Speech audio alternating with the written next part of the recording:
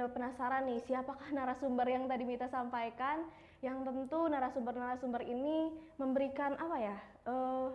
Pertama itu kalau misalkan kita lihat nih ya di latar belakangnya, beliau ini yang narasumber pertama kita nih, beliau ini suatu panutan, seorang panutan lah kalau dibilangnya dari bagi mahasiswi FISIP Unpas.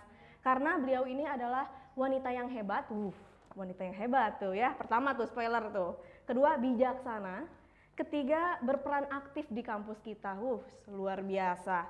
Maka dari itu kami turut mengundang kepada narasumber kita yang pertama yaitu Ibu Dr. Randa Yulia Segarwati, MSI. Kami persilahkan Ibu. Ibu, salam corona ya Bu ya kalau sekarang mah. Salam corona, salam sehat lah. Amin. Maka Ibu silakan duduk. Apa kabar Ibu? Alhamdulillah. Terima kasih telah menyempatkan hadir di acara Jejak Kaki ini. Saya buka dulu ya ininya ya? Ya boleh. Cukup masker aja Bu yang dibuka ya? Iya. Kalau semuanya wah. Waduh, makin terpesona ini. Mahasiswa ini yang terpesona. Luar biasa. Ibu, apa kabar di masa pandemi seperti ini, kesibukannya? Alhamdulillah ya, sampai hari ini kita pertama saya bersyukur ya kepada Allah Subhanahu wa taala. Betul. Dengan usia saya, mau tahu usia saya berapa? Berapa Bu? 57 tahun. Wis. Di Februari ini saya 57 luar tahun. biasa. Tapi saya ulang tahunnya 4 tahun sekali loh. Kabisat ya Bu ya? Tiap tahun dirayakan ya, tapi mudah-mudahan lah ya dengan usia saya yang sekarang sudah 57 tahun saya tetap berdoa ya kepada Allah Subhanahu wa taala, saya diberi kesehatan. Kenapa saya selalu berdoa diberi kesehatan? Supaya saya bisa menjalankan berbagai aktivitas, terutama tanggung jawab saya di FISIP Unpas. Wih, luar biasa. Amin, amin ya robbal alamin. Nah, Ibu, semasa pandemi seperti ini udah lama kita nggak bertemu Bu sebagai mahasiswa. Baru sekarang. Iya, baru sekarang ya Bu. Mungkin mau sapa-sapa dulu gitu Bu ke mahasiswa. Ya, ini saya ingin Alhamdulillah ya kepada ini mahasiswa yang hadir di acara ini ya. Saya senang melihat kalian semua ya, karena kalian semua dalam keadaan sehat walafiat. Karena di masa pandemi ini hanya doa yang bisa kita panjatkan ya. Saya senang bisa berinteraksi kembali karena ini juga tidak hanya dirindukan ya oleh para mahasiswa. Betul. Tetapi interaksi seperti ini juga ya sebetulnya secara tatap muka, terutama ini dengan hostnya yang cantik ini ya. Tentunya kita pandemi ini cepat berlalu. Amin, ya kita kembali nanti mungkin ya saya sampaikan mungkin karena kan kita tidak tahu ya pandemi ini akan kapan berakhirnya ya. Tetapi mudah-mudahan di tahun akademik baru kita sudah bisa onsite ya semuanya ya kepadanya. Dan semoga ini yang hadir semua ini sehat dan sehat terus ya. Anda itu tetap semangat kalau jadi mahasiswa itu. Amin, luar biasa. Ibu, kalau mungkin kan mahasiswa-mahasiswa yang sedang menyaksikan belum tahu nih. Tapi keterlaluan ya Bu ya kalau belum tahu mah ya. Masa ini Wadek 2 yang luar biasa cantiknya, yang luar biasa auranya, sangat positif sekali ketika masuk ke sini. Belum tahu tentang Wadek 2 ini. Mungkin Mita bisa bacakan dulu CV-nya mungkin ya Bu ya? Ya, silahkan. Baik. Ibu Yulia dengan nama lengkap Dr. Randa Yulia Segarwati, MSI. Tempat tanggal lahir Bandung, 29 Februari 1964. Latar belakang pendidikan S1 FISIP Unpas, jurusan Administrasi Negara, S2 Vkom Unpad, dan keanggotaan dalam organisasi profesi sebagai anggota Aspikom atau Asosiasi Pendidikan Ilmu Komunikasi Korwil Jabar. Luar biasa, Alhamdulillah. Ibu, Mita senang sekali bisa berbincang-bincang bersama Ibu. Soalnya tidak semua mahasiswa-mahasiswi FISIP Unpas nih bisa berkesempatan ngobrol bareng Wadek 2 ya Bu ya? Oh begitu. Kadang kan kalau misalkan mau ngobrol sama Wadek 2 harus bermasalah sama keuangan dulu baru bisa teleponan ya Bu ya? Seperti itu. Biasanya mahasiswa itu kalau berkunjung ke ruangan saya itu ya Bu ya? Berbicara masalah DPP dan SPP. Iya. Nah Bu, kalau menurut tim bijak, ada di Jejak Kaki ini ada namanya tim bijak. Betul. Badan Intelijen Jejak Kaki. Katanya itu selain Ibu menjadi Wadek 2, Ibu pernah memiliki jejak-jejak di kampus kita ini sebagai Kaprodi dari Ilkom. Iya. Nah, boleh diceritain Bu, sejak kapan Ibu berada dan berdedikasi di FISIP Unpas ini? Sebetulnya Ibu itu ya, karena tadi sudah dibacakan ya oleh ini Mita ya. Ya, betul. Ibu itu sebetulnya menduduki ya jabatan struktural. Sebetulnya saya tidak berkeinginan sebetulnya ya, bukan cita-cita saya untuk menduduki suatu jabatan di FISIP Unpas ini, tetapi yang terpenting karena profesi saya dosen ya, saya ingin menjadi dosen yang sebaik-baiknya bagi mahasiswa saya gitu loh ya. Tetapi mungkin ada satu dan lain hal karena saya juga mendapat kepercayaan dari pimpinan ya, dari mulai dari dari pimpinan di yayasan, kemudian direktorat dan sampai juga pimpinan di fakultas ya. Saya itu beberapa kali memang menduduki jabatan struktural ya. Dimulai dari saya jadi sekretaris prodi di itu, di mana prodi administrasi publik atau administrasi negara. Itu tahun 1993 sampai 2003 saya 2 periode ya. Kemudian saya dilanjut kembali jadi diberi kepercayaan menjadi prodi ilmu komunikasi. Setelah itu ya, sek prodi dulu ya, saya nggak langsung ke prodi loh, nggak langsung ketua prodi, sek prodi dulu. 2003 kan saya berakhir tuh jadi sek prodi di ilmu administrasi publik ya, atau ilmu administrasi negara. Kemudian saya lanjut sek prodi di ilmu prodi komunikasi ya, itu 2004 ya sampai dengan 2007 kalau tidak salah. Kemudian baru saya ke prodi ilmu komunikasi, ketua prodinya. Dari 2007 sampai kemarin sekarang tuh 2018 ya. Baru setelah itu saya dapat kepercayaan di dekanat ini sebagai wakil dekan 2 sampai sekarang.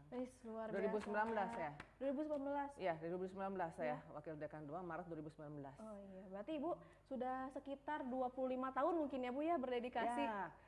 Jadi saya berdedikasi di Unpas ini, yang saya tuh kan dosen ASN ya, DPK FISIP Unpas ya. Saya itu dosen Koper L2 Dikti wilayah Jawa Barat. Ya. Jadi saya ditempatkan di sini. Dulu saya tuh ditempatkan di sini itu tahun 1900 saya lupa lagi ya, dari tahun 90-an lah ya gitu di sini, karena kan saya juga alumni di sini. Saya kuliah angkatan 82, saya lulus 86. Kemudian juga setelah itu saya ikut tes sebagai dosen ASN dan alhamdulillah saya ditempatkan di sini ya. Kemudian juga setelah itu saya mengabdi lah di FISIP Unpas ini. Ya. Dari tahun 1990-an lah ya Bu ya? Iya, Mita mungkin pada zaman itu belum masih lahir, di mana ya Bu ya? Iya, masih di dimensi lain sepertinya. Di dimensi lain pasti ya, yang sekarang pasti masih di dimensi lain. Tapi Ibu benar-benar panutan Mita. Mita berharap nanti ke depannya Mita akan seperti Ibu. Mita juga kan calon lulusan FISIP Unpas nih. Ya, amin. Nah, Ibu tadi kan Ibu sudah cerita sedikit nih tentang Wadek 2. Nah, Wadek 2 itu apa sih Bu? Mungkin kan teman-teman belum tahu nih. Wadek 2 itu tugasnya apa, latar belakangnya itu seperti apa sih Bu? Jadi begini ya, saya diberi amanah sebagai wakil dekan 2 di FISIP Unpas ini ya. Tupoksi dari wakil dekan 2 di fakultas ya, itu ada beberapa tugas yang harus saya laksanakan, mulai dari bidang administrasi kepegawaian, kemudian juga administrasi keuangan, dan juga rumah tangga. Itu rumah tangga itu sarana dan prasarana serta fasilitas kampus. Fasilitas kampus. Nah, tadi kan saya sudah menyebutkan bahwa di bidang administrasi kepegawaian ya, di sini biasanya kami itu mengurusi mengenai jabatan fungsional dosen, kemudian sertifikasi dosen profesi ya, itu berkaitan dengan profesi dosen, kemudian juga mengurusi mengenai kenaikan pangkat dan golongan dosen, karena kalau di bidang kepegawaian ini kami kan pengembangan sumber daya manusia ya, jadi kami bagaimana caranya mengembangkan karir-karir tenaga pendidik dosen dan tenaga kependidikan karyawan. Nah, jadi kalau tadi dosen ya yang kami mengurusi kenaikan pangkatnya, jabatan fungsionalnya, sertifikasinya. Nah, kalau untuk tenaga kependidikan atau tendik ya, karyawan juga sama, kami juga mengurusi mengenai bagaimana pengembangan karir dari mereka ya, karena mereka itu juga merupakan tenaga-tenaga yang memberikan kontribusi bagi perkembangan di FISIP ini ya. Kami biasanya bisa untuk di lingkungan Tendik itu melakukan promosi ya kepada beberapa Tendik yang memang mereka terlihat kinerja dan prestasi kerjanya yang baik. Terus? Kemudian kalau administrasi keuangan, ya, nah ini biasanya yang dinanti-nanti bagaimana administrasi keuangan. Nah, kalau di bidang keuangan, terutama kami itu mengurusi mengenai anggaran fakultas ya. Kami juga di sini bagaimana pertama mengurusi mengenai DPP atau SPP mahasiswa, kemudian juga ya itu berkaitan dengan laboratorium ya, mengenai biaya-biaya laboratorium. Kemudian juga mengenai penggajian dosen dan karyawan, itu diantaranya ya kalau di bidang keuangan. Kemudian tadi juga bahwa Wakil Dekan 2 juga melaksanakan tugas di bidang tadi rumah tangga ya, sarana dan prasarana serta fasilitas kampus. Tetapi perlu diketahui juga mengenai sarana dan prasarana atau fasilitas kampus ini tidak sepenuhnya oleh fakultas. Tetapi juga misalnya ya penyediaan atau pembangunan gedung ya itu oleh yayasan dan universitas atau rektorat. Kemudian juga misalnya yang lainnya ya mengenai penyediaan ya untuk peralatan proses belajar mengajar seperti kursi-kursi di ruangan fasilitas fasilitas ruang kelas ya untuk kuliah, atau juga yang berkaitan dengan proses belajar mengajar keperluan dari dosen-dosen ketika mengajar, itu juga kami biasanya dari universitas atau dari rektorat. Dan barulah ditambah fasilitas-fasilitas lainnya yang menjadi tanggung jawab kami juga di fakultas. Iya, betul. Nah, kalau misalkan teman-teman pengen tahu nih, karena kan semasa pandemi seperti ini, mahasiswa-mahasiswi FISIP Unpas sedikit yang berkesempatan untuk datang ke kampus kita ya Bu ya. Betul. Mungkin kalau baru datang ke kampus kita sekarang akan kaget Bu, karena fasilitas yang pertama adalah kita juga kaget Bu, waktu datang pertama pagar udah bagus tuh, luar biasa. Langsung disambut sama tulisan FISIP Unpas, kayak Iger gitu ya Bu, ada batu-batu gitu. Ibu nyela sedikit ya. Kalau pagar itu dari Pak Rektor. Rektor. Iya, nah itu fasilitas gedung dan itu ya, itu juga dari rektorat dari universitas. Kalau misalkan Lab TV nih Bu, ini kan mungkin pada penasaran pada di mana tuh syutingnya bagus banget. Ini Lab Ilkom nih teman-teman kalau pengen tahu nih di FISIP. Nah, kalau untuk Lab Ilkom ini memang kita membangun lab televisi Ilkom ini dengan dana atau biaya yang tidak sedikit ya.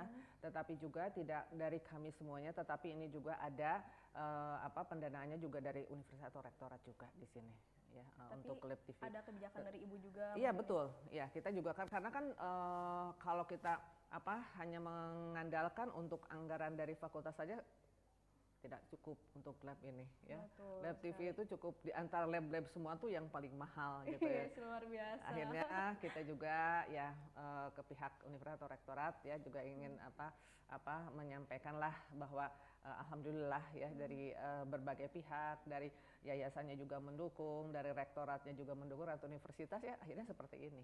Luar biasa Ibu, terima kasih banyak loh Bu. Jadi Mita jadi ada tempat untuk berkreasi gitu. Betul, harus. Ya. Jadi memfasilitasi mahasiswa ya Bu ya. Nah Bu, supaya lebih seru mungkin ya Bu, izin mengundang narasumber selanjutnya nih Bu. Nggak apa-apa ya Bu ya? Nah, maka dari itu kami turut mengundang kepada beliau ini perwakilan juga dari mahasiswa, tapi kebetulan beliau juga aktivis dari kampus kita juga. Dan beliau adalah Ketua Komisi 3 di Dewan Perwakilan Mahasiswa. Wih, luar biasa ini ya. Maka dari itu kami turut mengundang kepada Kang Muhammad Pahlevi selaku Ketua Komisi 3, kami persilahkan.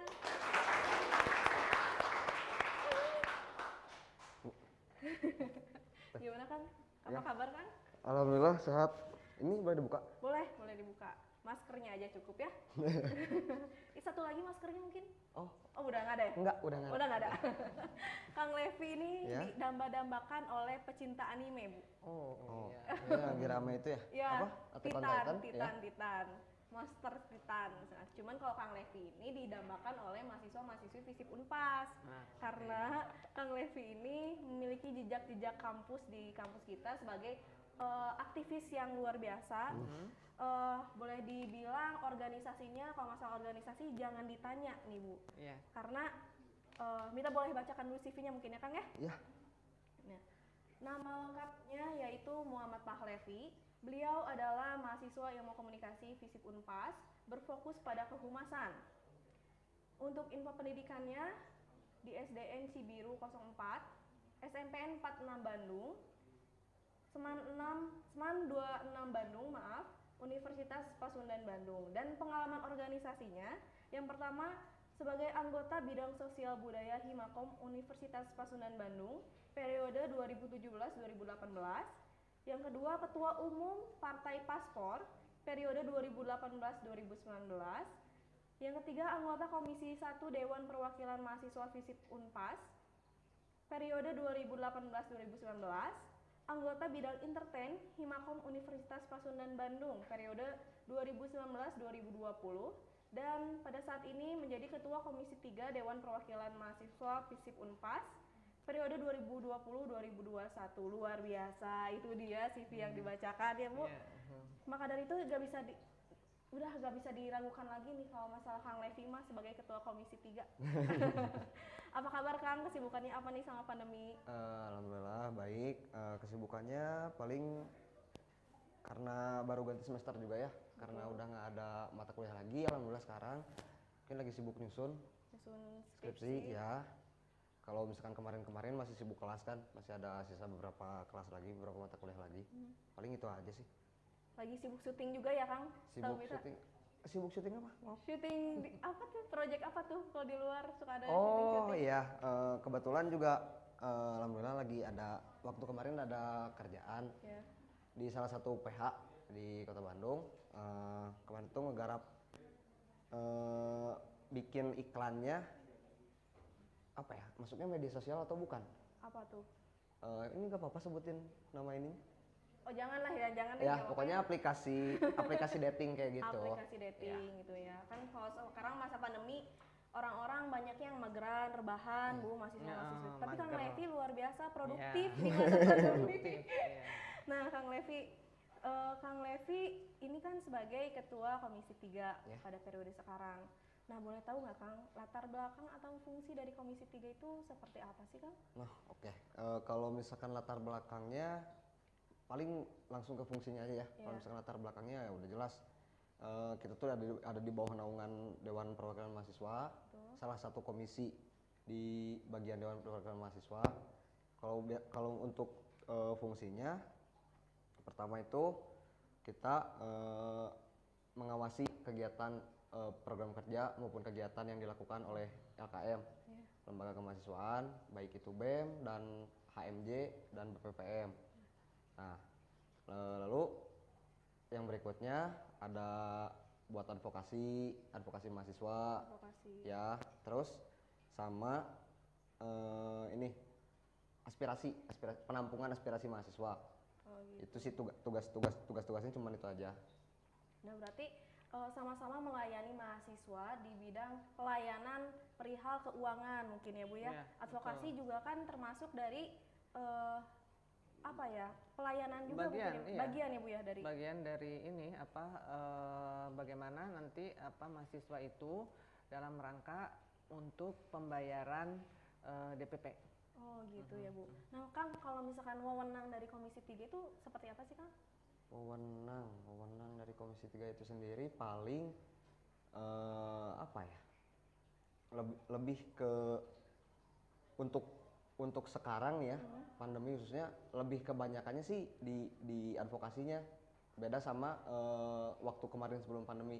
Kalau sebelum pandemi itu biasanya banyak difokusin ke kegiatan program ininya, program lembaganya. Kita awasin program lembaganya. Kan itu biasanya lembaga itu kalau mau ngasihin surat, misalkan surat pemberitahuan ke DPM bahwa acara, misalkan contoh acara jejak kaki ini dikirim proposalnya ke DPM, nanti disortir dulu oleh Komisi 1. Kalau misalkan dari Komisi 1 udah ACC, misalkan proposalnya baik, programnya bisa di ACC, lalu dari Komisi 3 ngawas di lapangannya kayak gitu. Jadi ngawas di lapangan, misalkan sekarang program jejak kaki ini misalkan dilaksanakan di LabTV dari tanggal sekian sampai tanggal sekian. Nah itu diawas oleh Komisi 3 kayak gitu. Gitu. Jadi mengawasi juga Mengawasi ya, Kang, ya. Nah, kembali lagi nih ke Ibu nih, Bu. Ya, Ibu, silakan. selama masa pandemi seperti ini kan banyak sekali yang berpengaruh dan terdampak ya, Bu. Yang Betul. pertama, terdampak kesehatannya pasti karena adanya virus Betul. corona ini. Yang kedua juga terdampak fisiknya, Bu.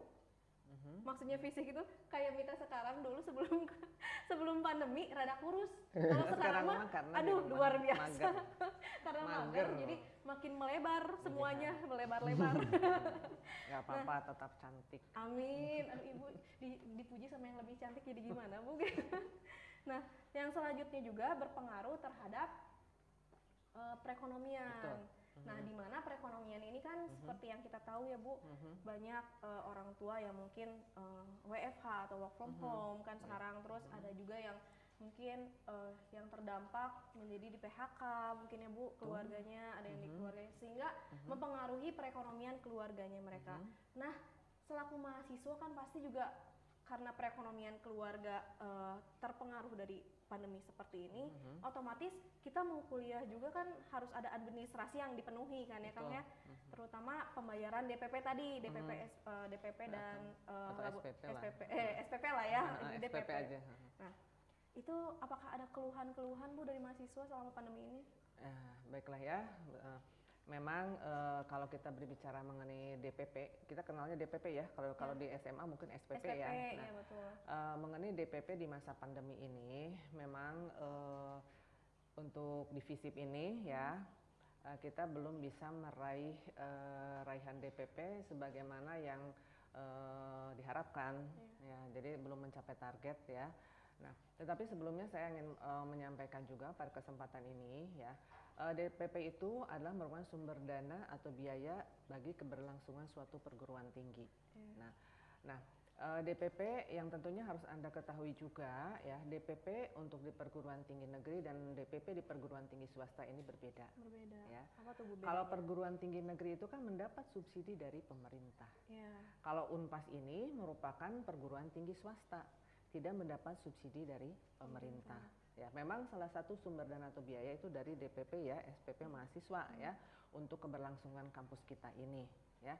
Nah, kemudian DPP itu adalah merupakan kewajiban yang harus dibayarkan oleh mahasiswa ya, selama dia kuliah di FISIP Unpas ini ya. Makanya kalau nggak mau mengeluarkan biaya yang cukup banyak, cepat-cepatlah lulus misalkan Ya, gitu betul. ya. Cepat lulus ya.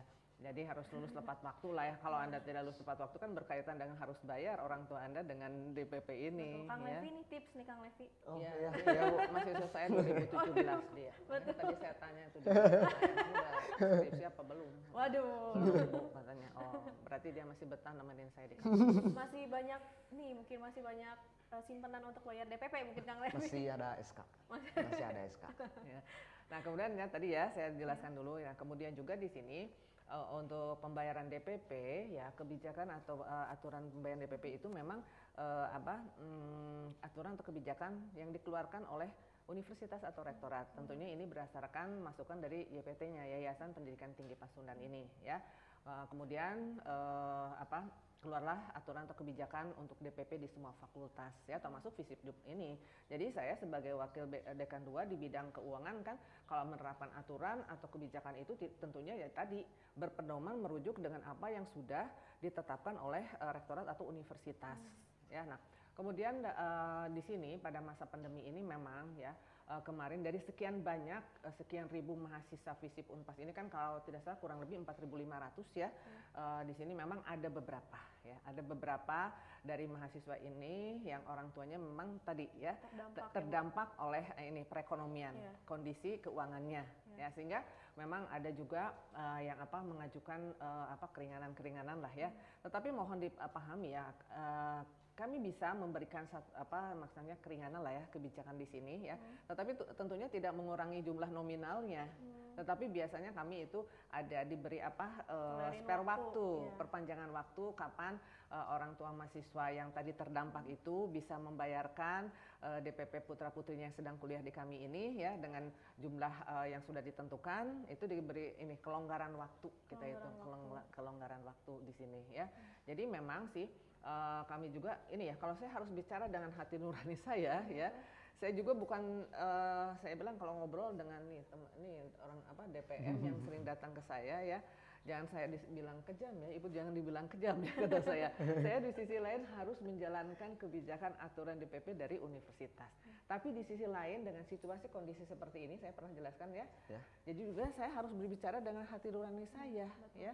Jadi aduh saya kalau sudah kedatangan orang tua ya terutama ya, memang kami tidak menerima onsite ya, tapi kemarin ada beberapa yang mama saya silahkan ya, saya bilang gitu. Nah tapi dalam hal ini, nah tolong dipahami juga lah ya, yang penting ini adalah komitmen di antara kita ya. Kalau memang FISIP ya khususnya ya, yang suatu memberikan kebijakan ya, bukan kebijakan sih sebetulnya di sini itu ya, harusnya tidak boleh sih sebetulnya ya. Kata saya tadi, kenapa sih kalau kebijakan ini sudah saya publish gitu loh ya di di media yang ini, saya bilang kalau mau publish ya internal aja lah ya.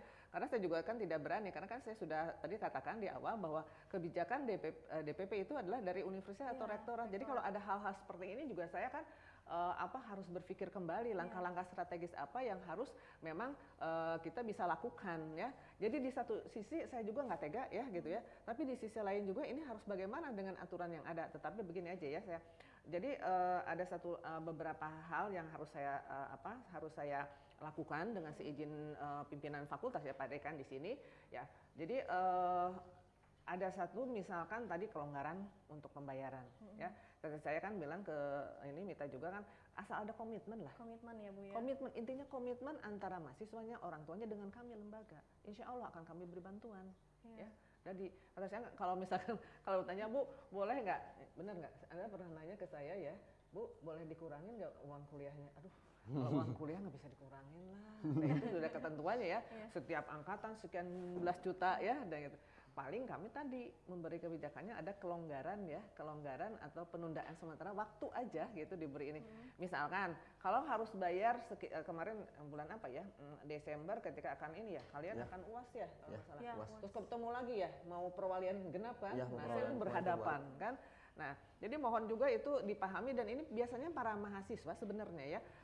Jadi kami itu dari fakultas ya, ini khusus bagaimana kita bisa menyampaikan pembayaran DPP kepada mahasiswa. Kami itu tidak pernah istilahnya di akhir ini ya pelaksanaan perwalian, tidak pernah di akhir pelaksanaan UTS, tidak pernah di akhir pelaksanaan UAS, tapi kami itu biasanya 2 minggu sebelumnya ya, menjelang, kami ya, Bu, ya? Iya menjelang. Ini loh persyaratan para mahasiswa FISIP Unpas yang akan bisa ikut UAS. Ini loh kalau bisa ikut UTS dan perwalian terakhir. Itu sudah kami publish 2 minggu sebelum. Ya, 2 minggu sebelum, dan kami dibantu oleh Humas, dipublish bisa di IG-nya FISIP ya, kita kan media sosial yang pakai kita. Nah ya, tetapi kadang-kadang mungkin para mahasiswanya ini yang menyampaikannya, kadang kan ada orang tua yang memang mampu dia membayar, tapi karena mahasiswanya, misalkan si mahasiswa itu ngasih tahu pas UASnya pada hari itu gitu loh ya, seperti itu ya. Jadi insya Allah kami bisa memberikan bantuan, tapi ini saya nggak bisa bilang kebijakan atau apa ya, karena kan nggak ada aturan harus ini ya. Harus ya, ada tapi aturannya membuat betul, kebijakan juga karena ya, kan Bu, nggak, iya harus ada aturan, karena kan kalau ini sudah dari universitas rektorat ya saya harus menjalankan aturan itu gitu loh. Tapi ya kalau dalam hal, jadi ini dalam masa-masa yang situasi kondisi seperti ini yang diskresi lah istilahnya ya, kami juga bisa lah gitu ya. Tapi ini tidak untuk semua mahasiswa ya gitu, tapi ada hal-hal beberapa tadi kata Mita ya, mungkin yang terdampak ya kami silakan akan diberikan satu keringanan lah di sini. Gitu. Soalnya menurut tim bijak ya Bu, balik lagi ke tim bijak tadi, Ya. tim Badan Intelijen dari Jejak Kaki, katanya pada tahun sekarang itu melonjak ya Bu. Maksudnya ada informasi bahwa advokasi itu sekitar 1000 sekian lah. 1.800. Wes luar biasa, itu suatu prestasi mungkin bukan ya? Kemunduran. Jangan prestasi kayak gitu. Jangan Mas. prestasi. Kemunduran. Tapi kita mah kayaknya nyangkanya ya Bu ya, itu mahasiswa itu pada kangen ke Ibu. Jadi mengajukan advokasi supaya bisa teleponan sama Ibu. Nah Bu, solusinya itu seperti apa Bu? Atau mungkin ada diskon atau giveaway gitu Bu, gimana? Kalau sekarang kan potongan harga sana. Gimana Bu? Oh, potongan harga kayak mau beli ini aja. Akhir tahun, awal tahun. Bukan Geria Departemen Store ya Ibu ya, di sini FISIP Unpas Lembaga Pendidikan. Jadi begini, ada yang namanya nih, saya suka nih sama DPM ya, yang sering datang ke saya menjelang akan UTS ya, UTS. karena kan Kalau ini apa? UAS baru kemarin doang. Ya UAS. Kemudian kan perwalian juga kan Ya, nyambung, ya, ya. nyambung. Nah, biasanya nih ada yang disebut dengan suka penasaran ya, ada istilah kata keluar advokasi. Nah, advokasi itu apa, Bu? Advokasi. Apa tuh? Sebenarnya nggak ada sih Oh, nggak ada. sebetulnya.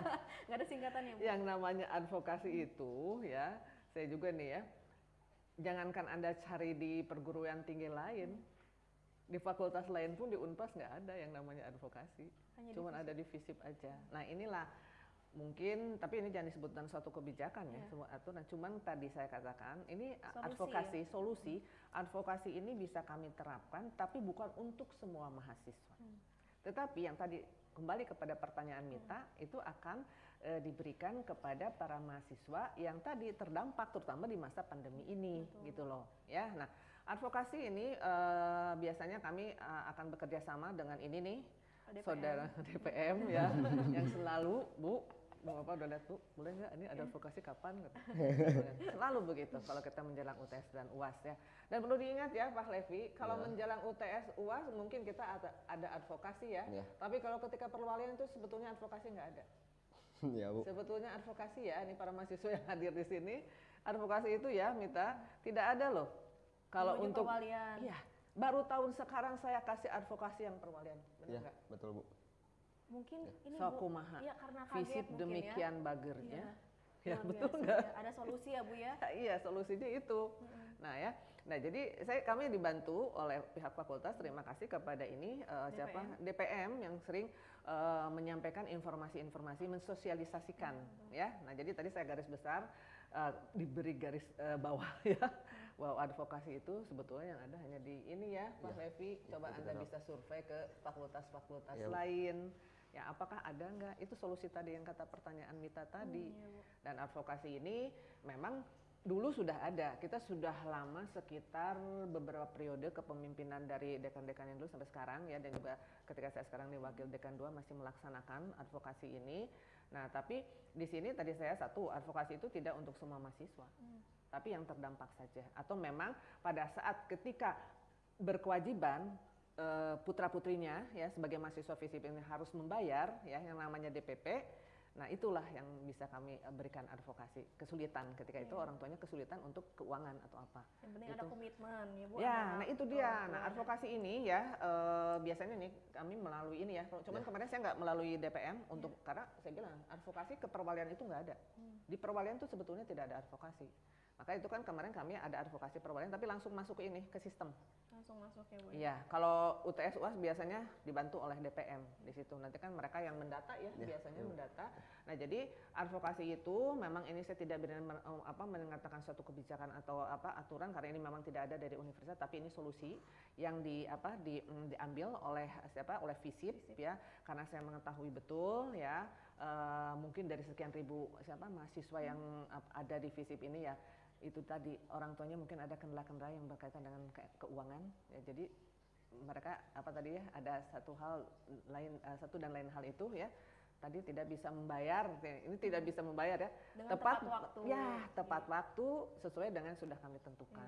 Nah, Mita juga berterima kasih nih Bu ya sebenarnya ke DPM karena Mita juga salah satu orang yang terdampak sebenarnya.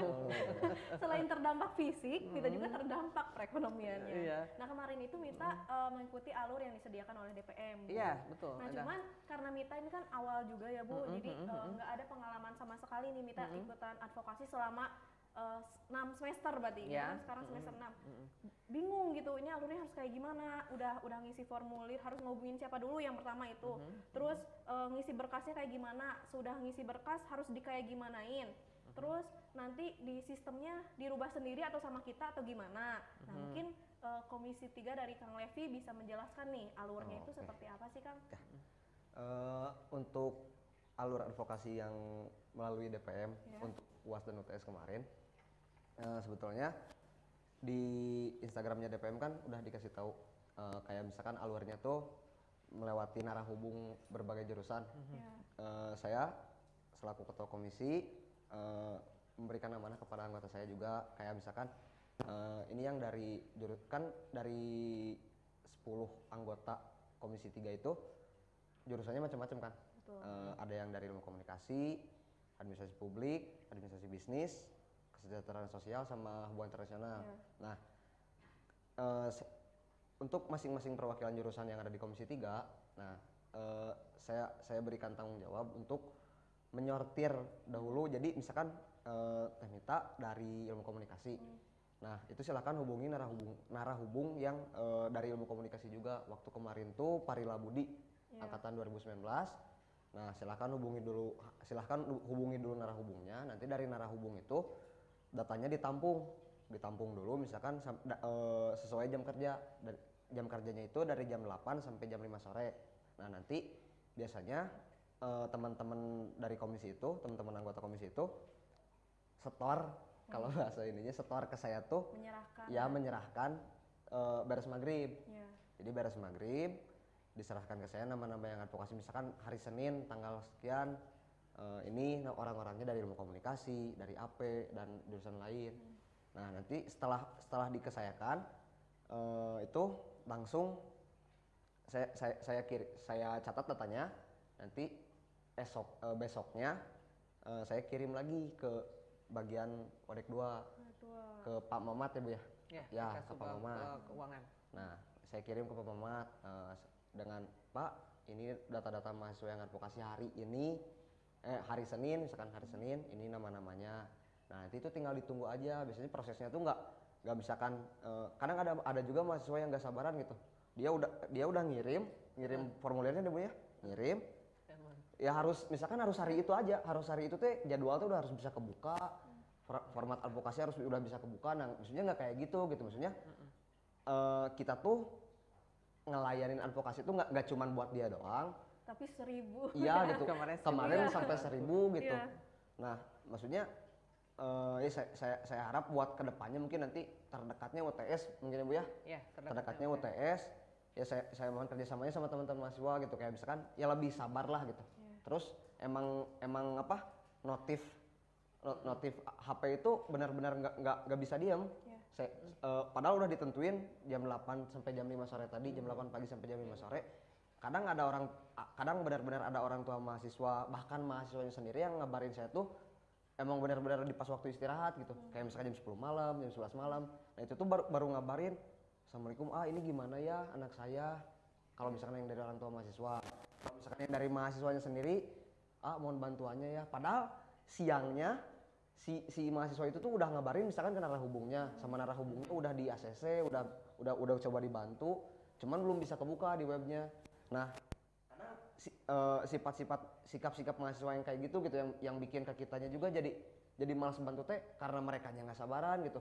Coba kalau misalkan ada beberapa juga mahasiswa yang datang ya ngabarin gini ya dia nggak banyak omong gitu, sabar aja sampai udah webnya kebuka, akhirnya dia ngechat lagi, Kang ini udah kebuka, makasih ya kemarin. Nah itu kayaknya gini. Mita deh Kang itu mah. Mita itu mah. Ya, maksudnya lebih menghargai mahasiswa yang kayak gitu, bukan berarti kita gak mau bantu yang ribet, cuman ya tolong sabar gitu.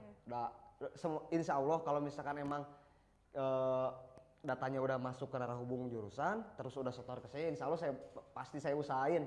Tapi saya nggak janji bisa maksudnya bisa melakukan advokasi ya. Tapi saya usahakan kepada Wadek 2 dan jajarannya ya bahwa ini tuh benar-benar mahasiswa yang harus dibantu gitu. Terus lupa pada yang ketinggalan. Nah kemarin tuh advokasi lewat DPM itu yang 50% pembayaran DPP-nya, 50% pembayaran DPP-nya. Nah, ini untuk teman-teman mahasiswa angkatan 2020, saya mau titip pesan juga, kalian teh udah jadi ada yang kayak gini Bu, ada yang udah lunas DPP sama labnya, tapi karena panik, teman-temannya ada yang advokasi, dia yang udah 100% juga ikut advokasi Bu. Ya, karena panik itu bingung. Karena panik, karena nggak tau gitu. Jadi advokasi itu apa? Nah, jadi mereka tuh mereka udah lunas. Mereka udah lunas 100%. DPP-nya sama labnya udah lunas, pokoknya udah lunas ya, mereka tinggal ikut UAS gitu. Nah, karena teman-teman kelasnya mungkin atau mungkin kakak tingkatnya ngurusin advokasi buat UAS, nah mungkin si anak 2020 ini jadi bingung. Advokasi berarti persyaratan UAS itu harus advokasi. Nah itu enggak gitu. Jadi advokasi itu tadi yang udah disampaikan sama Ibu Wadek 2 bahwa untuk mahasiswa yang orang tuanya terdampak, jadi sebuah solusi dari fakultas kita, dari FISIP ya untuk itu gitu. Jadi kalau misalkan kalian teman-teman yang udah lunas mah ya udah nggak usah gitu, maksudnya nggak usah ikut advokasi lagi gitu. Nah, terus dari yang 50% itu melalui DPM. Nah, kalau misalkan yang udah 75% bahkan lebih, misalkan 85 belum 100, itu tuh biasanya langsung di web ngisi sendiri, formnya ngisi sendiri, nama di situ biasanya namanya udah otomatis biasanya karena lewat web itu kan. Nama udah otomatis, paling yang dirubah itu tanggalnya, tanggal sanggup melunasinya tanggal berapa. Nah, itu juga banyak yang keliru gitu. Jadi bilangnya, Kang, kan ketentuannya sampai tanggal segini. Dari DPM kan udah dikasih tahu sampai tanggal 25, waktu itu tanggal 25 Januari. Nah, ada kan yang langsung dari sistem itu cuman spare waktunya 4 hari gitu. Jadi cuma sampai tanggal berapa gitu, Kang, ini kenapa cuma sampai segini? Katanya bisa sampai tanggal 25. Nah, itu tuh ya kaliannya buru-buru ngesetting tanggal buat pelunasannya buru-buru kayak gitu. Jadi alurnya ya udah jelas kan. Jadi melewati narah hubung jurusannya terlebih dahulu. Nah, nanti udah dari narah hubung jurusan, pengisian berkas, udah pengisian berkas, nanti datanya di sortir sama saya. Nah, yang di rumah tunggu dulu, sabar ya, jangan dulu demo, jangan dulu. Iya, maksudnya sabar dulu gitu. Dulu. Karena prosesnya tuh nggak 1 jam, 2 jam gitu. Bahkan bisa besoknya, ya paling lambat besoknya. Bahkan kalau misalkan emang sampai 1000 kayak kemarin ya bisa 2 hari gitu pengerjaannya. Nah, mungkin kayak gitu. Jadi hubungi dulu narah hubungnya yang diberikan oleh DPM gitu ya. Baru nanti pengisian berkas, nanti dikirimin lagi ke DPM. Yang di rumah mahasiswa-mahasiswinya sabar dulu, tahan dulu Bun ya, jangan dulu digas, jangan dulu, sabar. Soalnya ada prosesnya. Baru nanti kalau misalkan ini juga pasti narah hubungnya ngekonfirmasi ya Bu ya, gitu. Jadi sabar aja dulu. Ibu mau tambahkan sedikit boleh, dari gimana? Tadi yang sudah dijelaskan oleh Pak Levi. Jadi juga nanti mohon ini terutama yang 2020 mungkin ya. 2020. Nah, kalau memang tadi sudah disampaikan oleh Pak Levi juga. Jadi memang di sini ini teknis sebetulnya yang tadi disampaikan oleh siapa? Oleh Pak Levi itu ya. Memang para mahasiswa kita itu tidak sabaran ya. Nih, saya juga ya di fakultas ya. Staf-staf saya di keuangan itu bisa kerja kemarin tuh ya, karena injury time istilahnya ya, itu tuh bisa sampai jam 2 malam loh mereka ngelemburnya. Karena tadi kadang-kadang mahasiswa tuh atau orang tuanya ada yang pernah menghubungi saya jam 9 malam, 1-2 orang ya, orang tuanya juga ya, itu atau mahasiswanya juga. Itu dia. Advokasi boleh keringanan ya? Bagaimana? Kalau nanyain tentang ibu mau pesan GoFood gak Bu, saya beli. Nah, itu pesannya Bu, ini mana advokasi. Padahal ini tadi kan katanya bagaimana juga kita kan sudah menginfokan juga di sini ya, sudah menginfokan jauh-jauh hari ini loh. Jadi langkah-langkah untuk advokasinya juga sudah dikasih tahu sebetulnya. Ada apa sampai kapan, kemudian berapa lama, dan ini langkah-langkahnya itu sudah. Nah, ini juga mungkin apa ya, para mahasiswa yang terutama yang baru 2020 ini ya, itu coba loh. Kalau ada informasi-informasi ya kami akan selalu menyampaikan. Ini dibantu oleh Humas, kita masuk buka IG FISIP atau juga kita web ya, kita ada yang media-media sosial ya, media eksternal kita pakai, media internal juga sama gitu. Jadi di sini ibaratnya begini, betul tadi kita tuh melayani kurang lebih misalkan ya, kalau yang advokasi 1000 bayangin sama itu juga staf saya di keuangan sampai kerja sampai jam 2 malam loh, Bu. Kemarin begini terus kan itu siapa yang duluan pertama ya gitu logikanya. Siapa yang duluan itu yang kami layani dulu kan, jadi diurutkan itu loh. Jadi sabar gitu loh. Mudah-mudahan dengan sistem keuangan yang akan diperbaiki juga kita sudah real time ya. Itu kita ada upaya-upaya sistem akademik, sistem keuangan kita di FISIP juga sudah ini akan ada dari universitas sudah berupaya untuk mengatasi dengan sistem yang kita miliki ya, dari akademi pembangunan keuangan yang maunya real time ya istilahnya ya. Nah, itu kami sedang menuju ke situ. Insya Allah lah gitu ya, nanti tidak ada hambatan yang katanya mesti nanggunya lama. Jadi bahasa Sunda kita kan di Pasundan kudu poktorolongnya. Poktorolong itu kan harus sabar dulu menunggu kan, ini banyak ngantri lah istilahnya tadi yang sudah dikatakan sama Fahri. Satu lagi ya, ini untuk advokasi. Jadi nanti kalau yang advokasi itu mengisi surat perjanjian yang diisi, sudah ditentukan ya Bu ya? Iya sudah disediakan, ada itu ya, sudah disediakan dari bisa di DPM, di fakultas juga ada. Nanti siapa yang ditugaskan staf saya di fakultas biasanya kerjasama dengan DPM, diisi oleh orang tua ya, ditandatangani dengan bermaterai. Jadi komitmen saya tadi di situ, komitmen saya tuh di situ gitu. Jadi Kalau misalkan dia sanggup melunasi, diundurkan waktunya dengan waktu yang sudah ditekan 2 minggu, tolonglah 2 minggu. Kalau yang 3 minggu silahkan, tapi komitmen tepat janji lah gitu kepada para orang tua mahasiswa itu. Tapi tanggalnya sudah ditentukan ya Bu? Iya, biasanya kami memberi ini kan kita 2 minggu ya. Iya, 2 minggu. 2 minggu loh kita tuh maksimal. Ya. Tapi begitulah kira-kira. Iya. Setelah 2 minggu ya ibu Masih juga nggak ada bisa lagi aja ya. Ada mungkin. benar nggak? Masih ada lagi. Tapi saya kalau jangan sampai 1 bulan lah, karena kan mereka berhadapan lagi nanti, sekarang perwalian dekat lagi sama UTS ya. UTS, Bu. Iya. Nah itu kamu tuh sudah dari awal tuh sudah berstrategi seperti itu supaya nanti di akhir tidak memberatkan orang tuanya untuk lebih besar lagi Supaya membayarnya. nggak disekaligusin gitu ya Nah, Bu ya? Betul. iya. Betul, ya. Nah ini mengingatkan loh Mit di sini juga kebetulannya, ingat ya nanti ini para mahasiswa ya menjelang UTS genap itu DPP 100%. Wah, Oh. tuh. Siap-siap dari sekarang yuk, jangan dulu jajan ya, nabung aja dulu ya Bu ya. Betul. Bantu perekonomian keluarga, stop GoFood dulu. Jajannya GoFood. kurangin dulu. Nah, kita beralih dari kan advokasi lumayan menyita tenaga juga ya. Iya. Karena menjadi Solusi ingat ya, lagi. Mit ya, betul. solusi ya. Nggak ada ini. Nanti saya kalau ini juga kan ini bisa dilihat oleh Pak Rektor Oh, siapa. Nggak ada sih sebetulnya ya. Ya, karena ini Untuk solusi aturannya, ya Bu ya. solusi saja. Solusi. Terutama di masa pandemi seperti Betul. sekarang ini. Itu gitu. tapi itu sangat membantu sih Bu, sangat membantu sekali Alhamdulillah, mahasiswa. iya. Soalnya daripada kita nggak bisa kuliah gitu. Ya jadi begini, ini saya potong sedikit. Ya saya juga berpikirnya begini, kalau saya reasoningnya ke pimpinan di universitas, saya kan sudah melihat ini ya, oh sekian dalam waktu 1 minggu kita lihat, nih mahasiswanya udah sekian ribu loh yang bayar sekian persen gitu ya. Kita terus lihat tiap ini ya, tiap waktu saya dengan kerjasama dengan Pak Kasubag Keuangan, Pak hari ini udah sampai berapa persen, hari ini udah berapa ribu mahasiswa. Kan akhirnya kita dengan akademik Pak Wadek 1 saya akan bicara, Pak, ya Bu, ini perwalian kata KSBAP baru sekian ribu mahasiswa. Waduh, berarti ini Ibu tinggal 1000 lagi. Wah gimana? Jadi saya terpikirkan begitu. Jadi saya bilang, Pak, solusi ini saya ambil, koket pimpinannya, jangan sampai yang 1000 mahasiswa ini tidak bisa ikut UTS. Saya tidak mau ya, yang 1000 mahasiswa saya ini sampai jadi korban tidak bisa UTS. Jadi gimana caranya kita mencari solusi di sini yang namanya advokasi tadi. Betul, setuju Bu. Ya gitu. Jadi saya tidak semangat kita untuk Iya, berkuliah. itu maksudnya tidak memutuskan semangat memang kuliah para mahasiswa yang memang semangat punya niat ya untuk studi di kita ini gitu. Jadi saya itu solusi aja gitu. Jadi ya kita sama-sama tadi katanya ya. Jadi insya Allah kami dari pihak fakultas juga bisa memberi bantuan ya dengan solusi-solusi tadi ya kepada orang tua mahasiswa ya supaya ini putra-putrinya kuliah di sini juga kan bisa lancar, bisa kuliah tepat waktu. Ya itulah harapan kami gitu loh ya. Jadi cepat lulus intinya Bu gitu. ya cepat lulus makanya. Nah, kita beralih nih Kang untuk ke Kang Levi nih, Kang Levi.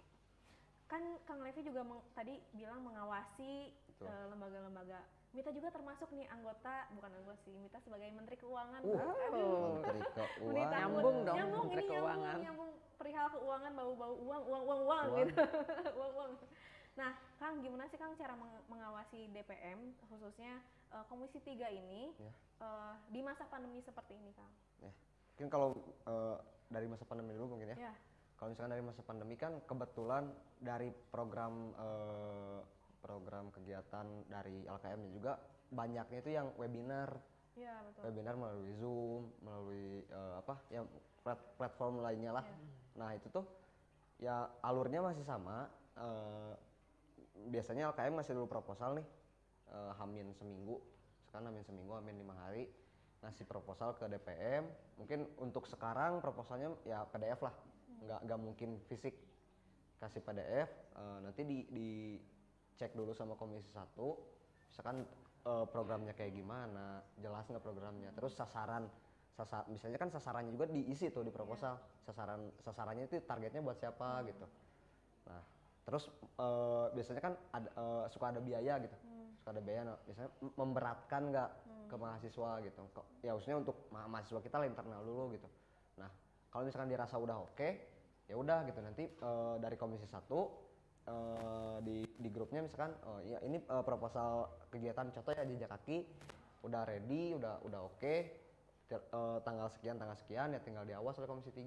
Nah, nanti Komisi 3 itu kalau misalkan dari Komisi 1 udah oke proposalnya, nanti surat pemberitahuan juga biasanya nyusul dari LKM tersebut. surat pemberitahuan bahwa contoh acara jejak kaki ini dilaksanakan misalkan pada sekarang tanggal 17 ya, tanggal 17 Februari misalkan di Zoom, platform Zoom. Nah ini misalkan suratnya yang menandatangani siapa, biasanya ketua pelaksananya, menterinya, mengetahui sama presidennya. Nanti dari kita Komisi 3, nah di grup kan ada grup komisinya. Ini yang mau misalkan ngawas acara jejak kaki siapa, yang nggak berhalangan atau misalkan nggak ada bentrok sama tanggal segitu siapa. Misalkan saya nggak bentrok, ya sama saya diawasnya. Jadi gitu. turut hadir juga di Ya, acara turut tersebut. hadir di acara tersebut. Gitu. Nanti ada juga lembar pengawasan yang dibuat oleh DPM itu kriterianya saya lupa apa aja. Pokoknya yang saya ingat tuh di situ ada audiensnya kayak gimana. Terus ketepatan waktu di acaranya kayak gimana, sesuai nggak sama yang di proposal. Kan biasanya proposal juga ngirimin rundown tuh. Nah sesuai nggak, terus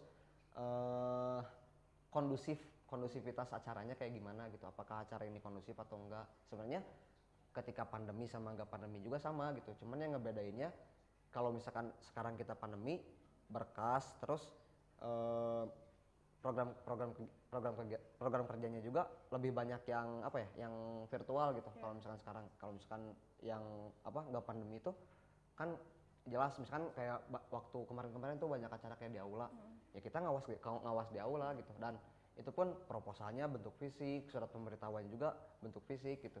Terus dan ngawasnya juga bisa lebih enak kalau menurut saya gitu, kalau nggak lagi pandemi. Kalau misalkan lagi pandemi kan kadang ya mungkin jaringan sayanya yang error, entah jaringan dari penyedia acaranya yang error, kan bingung juga gitu. Nanti misalkan narasumbernya lagi ngejelasin apa, gak jelas juga kan, ya lumayan lah gitu kalau misalkan buat anggota Komisi 3. Kalau misalkan webinar kayak kemarin yang dari BEM ada nasional. Ya seminar nasional, itu lumayan lah. Pembicaranya juga misalkan Pak Nadiem kemarin kan itu lumayan gitu. Ya ilmu juga buat kita yang ngawas gitu.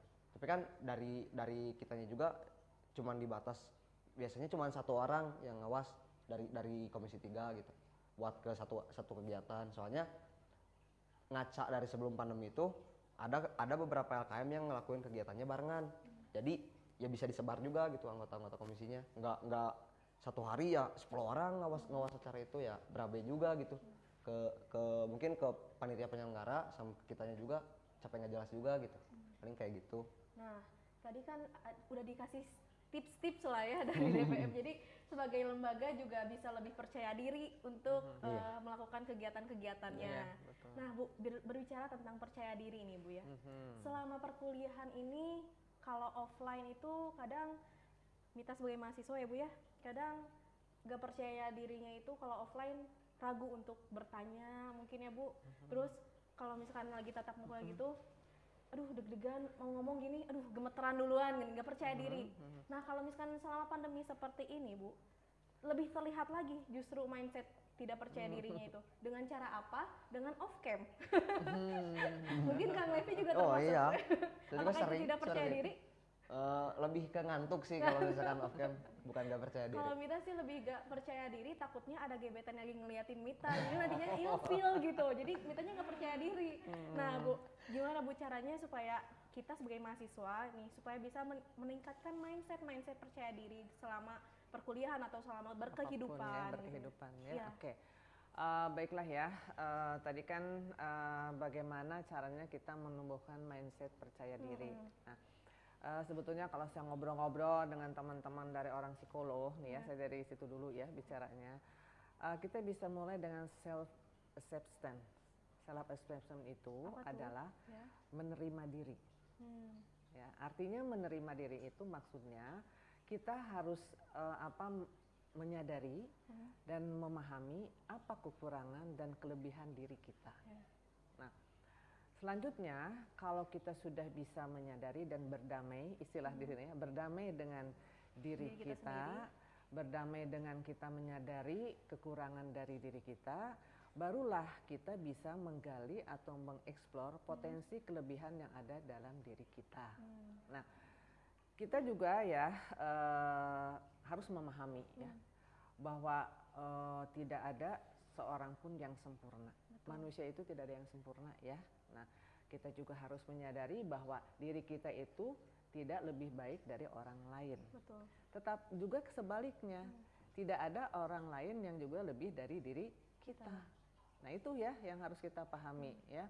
Nah, kalau kita sudah memahami, kemudian juga kita sudah berdamai dengan diri kita, kita menyadari apa kekurangan kita, apa kelebihan kita, barulah kita bisa tadi ya lebih percaya diri.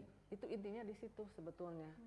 Kemudian juga di sini kita harus tahu ya bahwa setiap manusia di bumi ini kan punya kelebihan dan kekurangan ya. Ada sisi positif dan ada sisi negatifnya ya. Nah, jadi sekarang bagaimana tadi ya kalau kita selalu merasa kurang percaya diri juga tidak baik kan? Ya. Pesimis nanti akhirnya ya. Betul. Tetapi ketika ada juga seseorang yang suka kan ada orang yang percaya dirinya tuh berlebih ya, itu juga tidak baik. Akhirnya dia sombong kan? Ya, betul nggak? Orang yang terlalu percaya diri juga tadi ya akan sombong, akhirnya akan meremehkan orang lain, dia akan merasa yang jauh lebih pintar, lebih baik, lebih cantik dan sebagainya ya. Yang terpenting sekarang tadi saya ulang kembali bagaimana untuk kita bisa menumbuhkan percaya diri tadi diawali dari diri kita sendiri. Kita harus berdamailah dengan kekurangan-kekurangan kita dan bagaimana caranya kita bisa menggali ya, mengeksplor potensi yang ada dalam diri kita. Itu sebetulnya Nita dimulai dengan seperti itu. Saya sih sederhana aja kata Ibu ya. Jadi di sini kita semua itu terutama Anda sebagai para mahasiswa ya. Nah, di sini kan tadi saya katakan bahwa manusia itu ada sisi positif dan sisi negatifnya ya. Anda sebagai sebagai mahasiswa di sini kan yang kedepannya Anda itu adalah para sarjana kaum intelektual ya di sini ya. Anda juga harus berpikir kritis boleh tapi santun, harus juga berpikir cerdas di sini ya. Jadi pertama kita harus bisa berdamai dengan diri kita sendiri di sini ya. Jadi kan dalam kalau kita ini ada dua hal dalam hidup ini yang perlu kita ingat ya. Kita jangan selalu mengingat kebaikan kita kepada orang lain. Sebaliknya, jangan selalu mengingat-ingat kejelekan atau kesalahan orang lain kepada kita. Kita bisa damai loh hidup kita di sini. Tadi mulailah segala sesuatu itu dari positive thinking. Jadi kuncinya positive thinking. Ya, iya. Tadi kita juga kan mulai dari diri kita dulu. Betul. Menyadari apa kekurangan kita dan apa kelebihan kita. Ya, nah itu kita justru untuk percaya diri kita lebih tadi mengeksplor loh ya. Mengeksplor kita merasakan yang tahu diri kita kan diri kita sendiri. Bagaimana kita mengeksplor ya atau menggali potensi-potensi yang ada dalam diri kita. Barulah kita nanti itu. Tadi kalau kelemahan kita berdamai dong dengan kekurangan kita. Kalau kelebihan kita bisa eksplor kan, baru kita bisa tadi tumbuhlah apa yang disebut dengan percaya diri. Nah, maka dari itu hargailah diri kita sendiri dan lakukanlah sesuatu itu berdasarkan yang menurut kalian itu benar ya. Lakukan aja gitu, tapi jangan lupa bahwa ada orang lain juga yang harus kita hargai juga. Betul, selain diri kita, orang lain juga. Jadi percaya diri itu bisa dengan tumbuh dengan sendirinya juga. Iya, gitu ya. dimulai dari diri kita aja gitu. Tadi kan ada dua hal yang tidak bisa lupakan dalam hidup kita ini gitu kan. Awali segala sesuatu itu dengan positive thinking. Kenapa saya bicara seperti ini? Ya, kalau kita negative thinking ke orang lain, aduh susah deh. Betul Bu. Jadi langkah kita juga akan selalu terhambat dan terhambat gitu loh. Ya, saya sebagai dosen kan juga saya kan menghadapi dengan Levi, dengan Ori ya. Itu juga kita berinteraksi loh ya dengan kita tidak ada manusia di dunia ini ya. Kita sebagai makhluk sosial tidak berinteraksi dengan orang lain, saling mengerti, saling memahami ya. Kekurangan kelebihan masing-masing itu sih intinya kata Ibu seperti itu. Jangan netting, jangan insecure, udah aja. Bener. Karena insecure, jangan insecure teh Bu ya. Jadi kita harus menumbuhkan mindset percaya diri yang tadi dibilang sama Ibu. Nah, tak terasa tadi juga ya Bu. Diawali dengan self acceptance itu. Itu istilah dari psikologi. Saya ngobrol juga dengan teman saya orang psikolog nih gimana ya kalau misalkan kan sudut pandangnya orang beda-beda, tapi kan kalau berbicara tentang percaya diri kan dari itu ya sudut pandang orang psikolog kan akan lebih dari diri kitanya dulu kita harus ini. Ketika diri kita positif pasti orang lain juga akan kembali positif. Betul. Ketika kita negatif mungkin akan bertubi-tubi juga yang negatifnya ya Bu ya. Makanya kata Ibu juga ketika kita melangkah seperti saya. Ketika saya melangkah dari rumah menuju kampus, saya udah positif aja. Semua saya positif tinggi ke mahasiswa ya, terutama ke pimpinan saya, ke rekan-rekan kerja saya, ke tendik semua, ke teman-teman itu saya positif tinggi aja. Itu akan kata saya juga kita harus berdamai dulu dengan diri kita lah. Jadi kita juga lebih menikmati kehidupan Betul, kita. harus bisa menikmati kehidupan kita. Tadi itu kata saya, 2 hal tadi yang Iya, saya bilang, betul. jangan selalu kita mengingat-ingat kebaikan kita kepada orang lain, dan sebaliknya jangan selalu kita mengingat-ingat kejelekan kesalahan orang lain kepada kita. Itu kita bisa damai di sini. Quotes by Bu Yulia kalau mau posting. Nah, kita sudah berbincang-bincang, tapi juga akan ada kesempatan dari mahasiswa-mahasiswi FISIP, Oke. khususnya netizen dari BEM Iya. FISIP Unpas. Wow. Oke. Karena BEM FISIP Unpas sudah membuat kolom pertanyaan di Instagram, Bu, question box. Nanti Iya. ada Q&A namanya Oh, gitu. itu. Jadi question and answer. Biasalah supaya kayak YouTuber-YouTuber, Bu. kalau Oh. sekarang. Bagus, bagus. Ya gitu. Jadi jangan kemana-mana, tetap di Jejak Kaki, Jejak Kampus kita.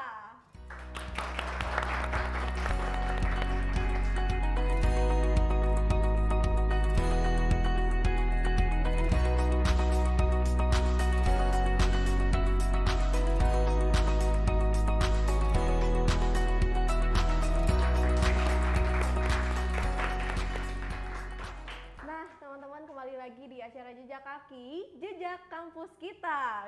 Luar biasa, masih bersama kita di sini, masih bersama Mita dan narasumber-narasumber yang luar biasa. Nah, sesuai tadi yang sudah Mita sampaikan, bakalan ada sesi tanya jawab atau Q&A gitu ya bahasa ininya mah, Q&A yang sudah dipersiapkan oleh Badan Eksekutif Mahasiswa, Bu. Nah, jadi teman-teman dari netizen-netizen BEM FISIP Unpas itu boleh bertanya apapun perihal Komisi 3, perihal Wadek 2 itu kayak gimana, atau voksinya atau kayak gimana, atau mungkin masih ada yang belum dimengerti, boleh bertanya lagi. Nah, ini udah ada yang bertanya, Bu, sebenarnya nih, karena udah dari sebelum-sebelumnya dipersiapkan question box-nya itu. Jadi nanti, tapi pengen supaya lebih bersemangat ngejawabnya ketika Q&A, mari kita jawab gitu ya, Bu ya. Jadi ada kodenya dulu, mari kita Kita jawab jawab. gitu ya. Harus gini, Bu, jawab gitu. Ya Kang Levi Saya ya? ikutan. Ikutan atau Oh. supaya lebih terjawabnya lebih terasa nih sama netizen-netizen. Kadang kan netizen harus rada di ini dulu betul. baru ini. Nah, question pertama nih, nanti sama Ibu atau sama Kang Levi bisa dijawab ya. Yang pertama Q&A dari siapa ya ini ya? Nggak disebutin ya? Oke, pertanyaannya, berkaca dari kampus lain, banyak yang memberikan keringanan dengan adanya pemotongan DPP. Aduh, deg-degan. Kursi panas, Bu, nih, kursi panas ya. Bagaimana kebijakan dari FISIP Unpas dalam memberikan keringanan DPP? Yuk, mari kita jawab. Gimana, Bu? Gimana, Bu? Ya, tadi kan sebagaimana sudah di awal Ibu sampaikan ya, kalau kami ini kebijakan untuk apa tadi, keringanan ya? Keringanan. Dalam arti keringanan ini mengurangi jumlah yang harus dibayarkan Iya, mungkin. betul. Nah, Pemotongan kali Bu. pemotongan ya. Nah, Diskon ya. diskon ya. Sementara ini dari pihak kami tidak ada ya, dari FISIP Unpas itu tidak ada apa diskon seperti itu. Tetapi tadi saya dengan advokasi melalui perjanjian hanya memberi keringanan untuk penundaan waktu atau tadi Solusi, ya. solusi perpanjangan waktu. Yaitu Kam- advokasi. advokasi kita itu. Perpanjangan waktu saja atau penundaan ya sampai si orang tuanya bisa membayar pada waktu yang mereka sudah Ditentukan ya, Bu. Nah, jadi nggak ada potongan diskon atau apapun. Ini tuh bukan sel-sel apa, bukan teman-teman. Ini tuh betul. FISIP, pilihan pasti setiap generasi ya, Bu ya. Betul. Jadi pasti akan regenerasi, banyak yang regenerasi, dan jangan sampai mahasiswa yang sudah ada menyia-nyiakan kesempatan ini ya, Bu ya. Betul, Jadi harus bayar iya. tepat waktu. Nah, solusinya itu dengan tadi yang pembahasan tadi advokasi yang Iya. sudah ditentukan dan mengutamakan komitmen dari Iya. yang mengajukan Orang tua dengan kami lembaga. dengan lembaga gitu. Sudah mungkin ya, Bu ya? Pertanyaan sudah oke. terjawab ya netizen? Oh, netizen sudah. Baik, pertanyaan keduanya dari siapa ini belum tahu juga, kepada Kang Levi nih, bagaimana keefektivitasan Komisi 3 DPM dalam mengawasi kegiatan dan program kerja LKM di tengah pandemi? Yuk, mari kita Mari kita jawab. Ya, itu keefektivitasan. Iya, Keefektivitasan Komisi 3 dalam mengawasi kegiatan ataupun program kerja dari LKM sebenarnya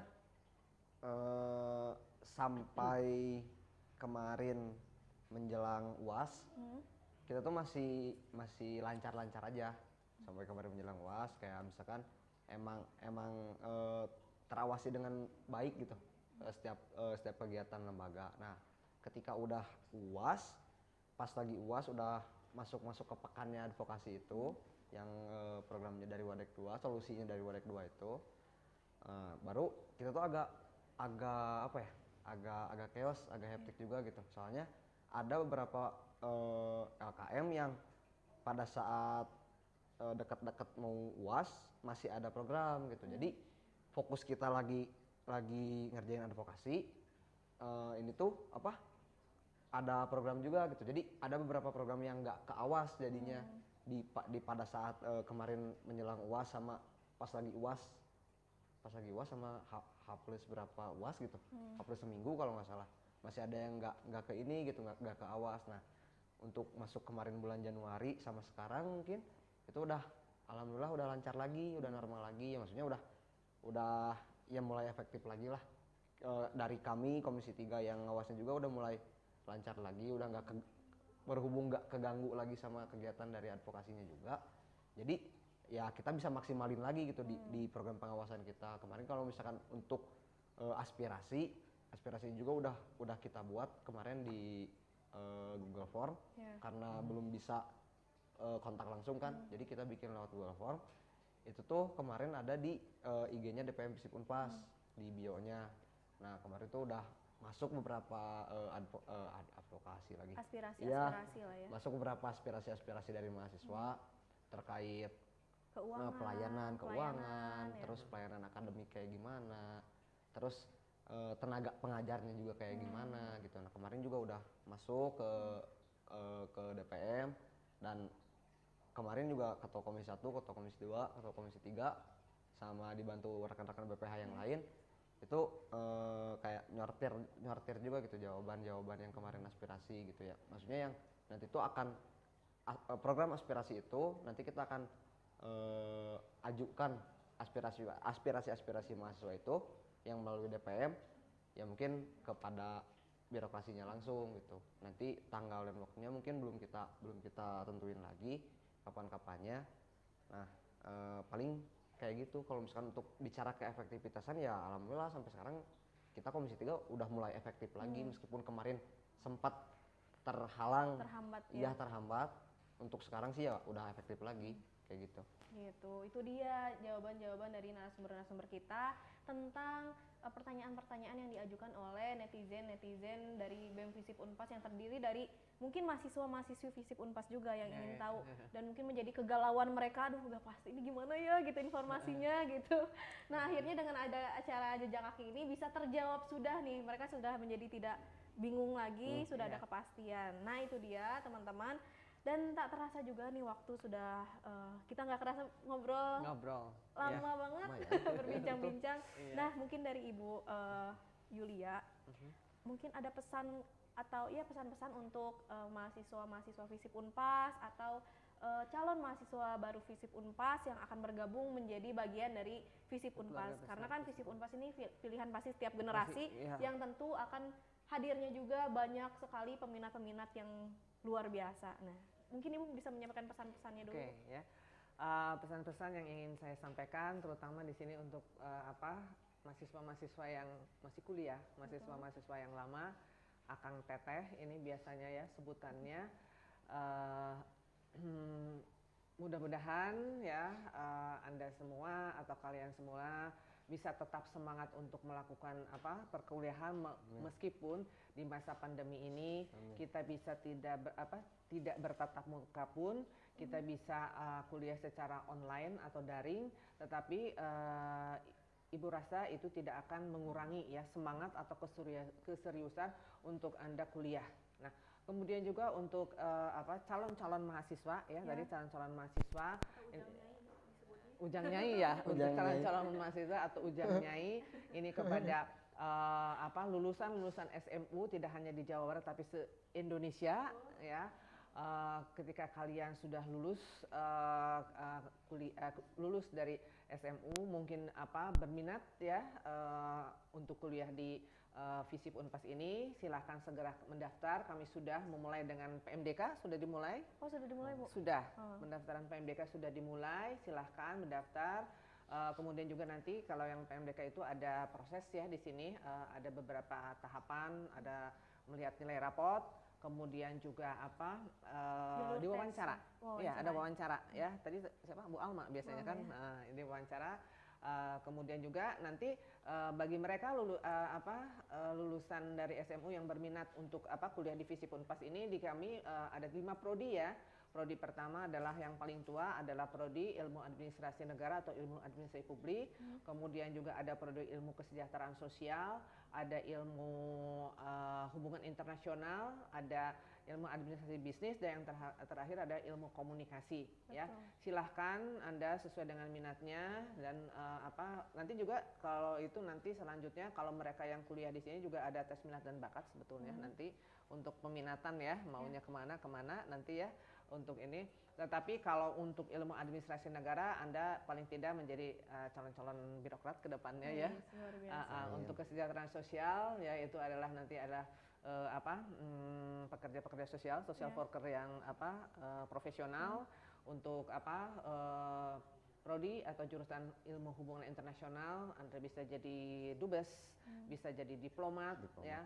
Untuk administrasi bisnis bisa Anda menjadi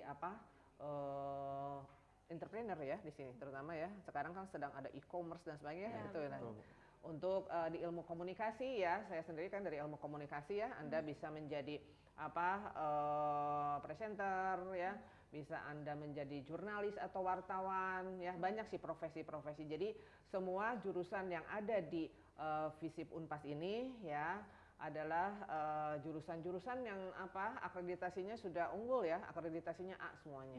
Ya, jadi biasanya kan untuk melihat mendaftar ke perguruan tinggi swasta itu dilihat akreditasi biasanya. Alhamdulillah ya, 5 prodi yang ada di FISIP Unpas ini sudah akreditasinya unggul ya atau A. Ya, silahkan kepada apa istilahnya nih, Amit? Ujang Nyai. Ujang Nyai ya, Ujang Nyai silahkan. Kalau mau melalui PMDK kami sudah mulai. Gitu. Tapi ada tahapan ya, kalau PMDK itu dites, nilai rapot, ada wawancara dan sebagainya. Silahkan kalau mungkin itu dari Ibu. Jadi tidak ada keraguan untuk calon mahasiswa baru atau Ujang Nyai ini yang mau ikut bergabung bersama FISIP Unpas, karena akreditasinya sudah A ya Bu ya, dan ada 5 jurusan, jadi nggak akan bingung. Nah mungkin dari Akang nih, apa sih Kang ada harapan untuk FISIP Unpas ke depannya? Karena kan Akang bentar lagi mau lulus nih Kang. Mungkin wejangan-wejangannya, harapan-harapannya. Oke. Untuk harapannya buat FISIP sendiri ya, semoga kedepannya bisa stabil, tetap menjadi fakultas yang favorit di Unpas. Terus untuk mungkin prodi-prodinya juga sama, bisa tetap stabil akreditasinya, nggak macem-macem lah gitu, maksudnya nggak jadi turun akreditasi atau apa. Semoga peminatnya juga tiap tahun ya makin banyak gitu. Jangan, maksudnya dengan adanya pandemi sekarang bukan berarti ya jadi halangan gitu buat kita, apalagi mahasiswa jadi malas-malasan, terus kayak semuanya dijadiin alasan lah. Ketika lagi pandemi gini, tugas susah jadiin alasan misalkan. Terus nggak biasa bangun pagi, jadi alasan juga gitu. Pokoknya jangan apa-apa dijadiin alasan gitu. Coba jadiin motivasi gitu, bahwa ya kita hidup zamannya juga makin berkembang kan. Ya mau nggak mau ya kita harus mau adaptasi sama zaman gitu. Jangan yang zaman ngadaptasi kita gitu. Betul. Jadi jangan sampai malas kalian tuh ngebunuh karir kalian, ngebunuh karakter kalian yang bikin kayak tadi gak percaya diri itu. Setuju. Jangan sampai gitu malas kalian tuh bikin kalian kayak gitu. Ya coba lebih semangat lagi, karena apa ya? Maksudnya semangat buat bisa jadi orang semangat itu nggak harus ngeluarin uang banyak.